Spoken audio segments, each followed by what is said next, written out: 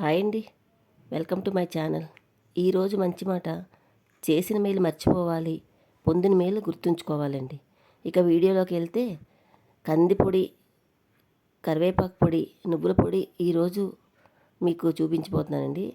దీనికోసం మనం ప్యాన్ను తీసుకొని ఫస్ట్ కందిపొడికి ప్యాన్ తీసుకొని ప్యాన్లోని పావు కేజీ కందిపప్పు వేసుకోవాలండి. మంటను తక్కువలో పెట్టుకొని దోరగా వేయించుకోవాలి. ఇది కందిపప్పు మనకి దగ్గర 50% వేగిపోద్దండి. అప్పుడు వేగిపోయిన తర్వాత మనం పెసరపప్పు 2 స్పూన్లు వేసుకోవాలండి. అలాగే ధనియాలు ఒక పెద్ద స్పూన్ వేసుకోవాలి. నెక్స్ట్ ఈ పప్పులన్నీ వేగిపోయిన తర్వాత జీలకర్ర కొంచెం ఒక అర స్పూన్ వేసుకోవాలండి. అలాగే ఎండుమిర్చి 7-8 ఎండుమిర్చి వేసుకోవాలి. చక్కగా ఇవన్నీ కూడా బాగా వేయించుకోవాలండి. మంటను మాత్రం తక్కువలోనే పెట్టుకొని చక్కగా వేయించుకోవాలి. ఇవన్నీ వేగిపోయాక స్టవ్ ఆఫ్ చేసిన తర్వాత కొంచెం కరివేపాకు వేసుకొని ఆ వేడి తగ్గేదాకా ఇంకొక 2-3 నిమిషాలు కలుపుకోవాలండి. లేకపోతే పప్పులు మాడిపోతాయి. అలా కలుపుకున్న తర్వాత మొత్తంగా చల్లారిపోద్ది. చల్లారిపోయిన తర్వాత మిక్సీ జార్లోకి తీసుకోవాలి. చిన్న మిక్సీలో కాకుండా మీడియం సైజ్ మిక్సీ ఉంటుంది కదా, దాంట్లో పట్టుకుంటే చిన్న బరక వస్తుంది. అలా బరకగా ఉంటేనే కందిపొడి రుచిగా ఉంటుందండి. అప్పుడు అంటే పావు స్పూన్ ఇంగువ, మన రుచికి సరిపడగా సాల్ట్ వేసుకోవాలి. సాల్ట్ ఎప్పుడు కూడా పొళ్ళకి తక్కువే పడుతుంది, చూసుకొని వేసుకోండి. ఇలాగంతా చేసుకున్న తర్వాత మిక్సీ పట్టుకుంటే చిన్న బరకగా ఉండాలి, మెత్తగా పిండిలాగా ఉండకూడదు. ఇలా తయారు చేసుకున్న కందిపొడి కొంచెం వేడి అన్నంలో కొద్దిగా నెయ్యి చుక్క వేసుకొని తింటే మహా టేస్టీగా ఉంటుందండి. ఇక రెండవది కరివేపాకు పొడి. దీనికోసం మనం కరివేపాకుని బాగా కడిగి ఆరబెట్టుకున్న కరివేపాకు అండి. ఇది 200 గ్రాములు తీసుకున్నాను. దీనికి కరెక్ట్గా కొలతలు చూడండి. పచ్చిశనగపప్పు 3 స్పూన్లు, మినపప్పు 2 స్పూన్లు, ధనియాలు పెద్ద స్పూన్ నిండా స్పూను, అర స్పూను జీలకర్ర, ఒక 10-12 ఎండుమిర్చి పడతాయండి. యాక్చువల్గా అయితే కరివేపాకు పొడికి అందరూ డ్రై రోస్ట్ చేసి చేస్తారు. ఇలా నూనెలో వేయించి చేయండి, చాలా టేస్ట్గా ఉంటుంది. దీనికోసం వేరుశనగ నూనె ఒక 50 గ్రాములు వేరుశనగ నూనె తీసుకున్నాను. అది హీట్ అయిన తర్వాత మనం పచ్చెనపప్పు తీసుకున్నాం కదండి, అవి వేసి ఒక్క నిమిషం వేయించుకున్న తర్వాత మినపప్పు వేయాలండి.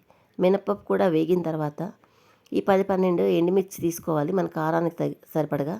అవి వేసి జీలకర్ర ధనియాలు కూడా వేసి ఈ నూనెలోని కొంచెం మంచిగా మంట తక్కువలో పెట్టుకొని వేయించుకోవాలండి.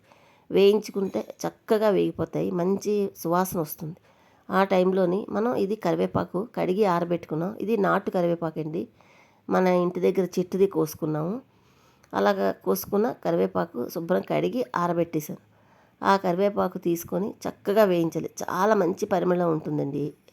మనకి ఎప్పుడైనా కరివేపాకు పొడి చేసుకోవాలంటే కరివేపాకు స్మెల్ చాలా బాగుండాలి. పొడిగా కాకుండా ఇలా నూనెలో వేయించి ఒక్కసారి కరివేపాకు పొడి తయారు చేసి చూడండి.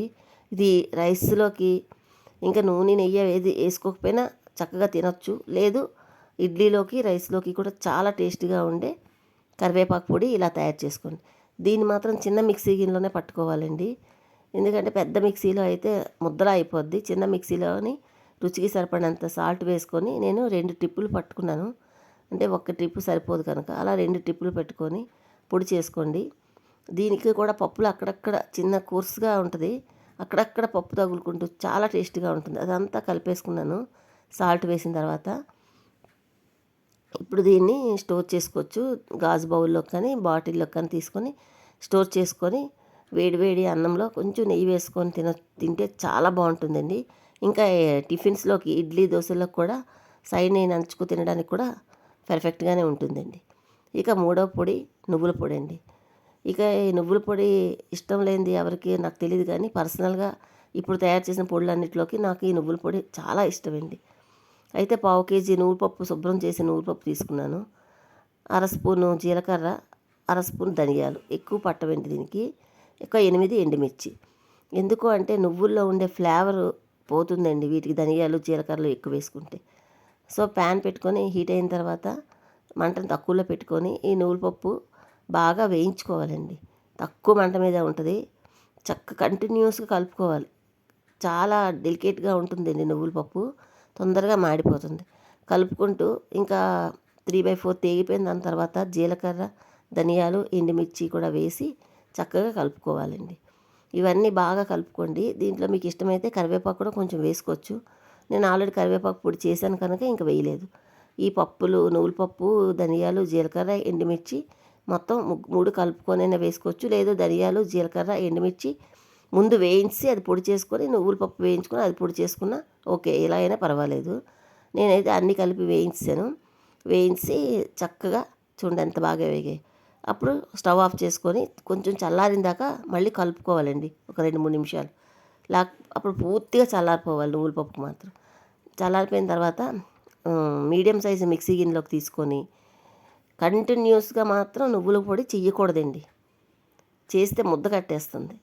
సో మనం రుచికి సరిపడా సాల్ట్ వేసుకొని ఒక నిమిషం ఆపి మళ్ళీ వేసి చేసుకుంటేనే నువ్వుల పొడి పొడిగా వస్తుంది. లేకపోతే దాంట్లోంచి ఆయిల్ రిలీజ్ అయిపోయి ముద్దగా వచ్చేస్తుంది. ఈ పొడులు చేసుకోవడానికి ఇవే టిప్స్ అండి. ఇదిగోండి నువ్వుల పొడి రెడీ అయిపోయింది.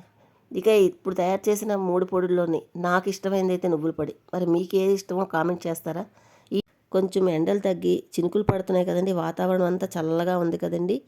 సో మనకి వీలున్నప్పుడు అంటే మధ్యాహ్నం లంచ్ టైంలో కానీ, డిన్నర్ టైంలో కానీ ఒక స్పూను, లేకపోతే టిఫిన్స్లో కానీ ఒక స్పూన్ ఏదో ఒక పొడి వేసుకొని కొంచెం నెయ్యి వేసుకొని తింటే రుచికి రుచి, ఆరోగ్యానికి ఆరోగ్యం అండి. నా వీడియో మీకు ఎలా అనిపించి నచ్చితే ఒక్క లైక్ చేయండి. Thank you for watching. Bye అండి.